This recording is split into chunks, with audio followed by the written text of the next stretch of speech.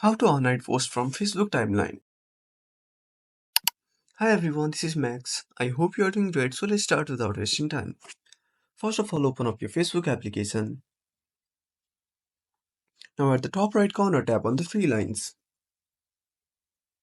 Now go to Settings and Privacy.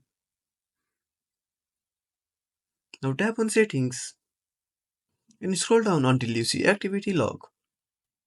Now tap on Activity Log. Now tap on Search.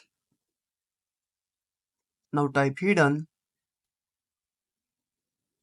Now tap on Post Hidden from Profile. From this page, you can unhide your posts. So that's it. If you found this video helpful, smash that like button and subscribe our channel for more awesome content. Have a burning question and want to search the topic? Drop down a comment below. This is Max signing off until next time.